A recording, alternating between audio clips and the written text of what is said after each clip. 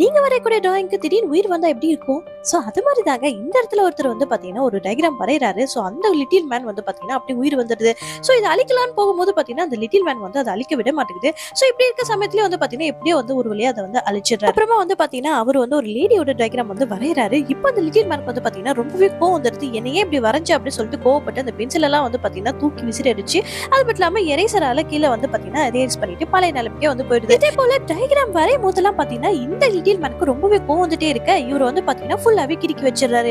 கடைசியா வந்து பாத்தீங்கன்னா, அது கையாலே எல்லாத்தையும் வந்து எரேஸ் பண்ணிடுது. அது மட்டும் இல்லாம அதுக்கு புடிச்சதெல்லாம் வந்து பாத்தீங்கன்னா, அப்படி தூக்கி தூக்கி வந்து செஞ்சுட்டு இருக்கு.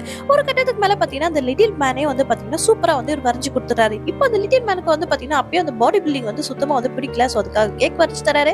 இப்ப அந்த கேக்க பார்த்தும் பாத்தீங்கன்னா, அது திரும்பி உட்காந்துக்குது. கடைசியா வந்து பாத்தீங்கன்னா, அது பழைய பாடிய வந்து அவர் பழைய மாரி வரைஞ்சு தந்துட்டாரு. சோ இப்போ வந்து அந்த லிட்டில் மேன் பாத்தீங்கன்னா, ரொம்பவே சந்தோஷமாயிட்டு நம்ம ஆத்தரோட கையில கிஸ் பண்ணிட்டு அப்படியே வந்து போயிடுது. இவரு வந்து புக்க க்ளோஸ் பண்ணிடுறாரு.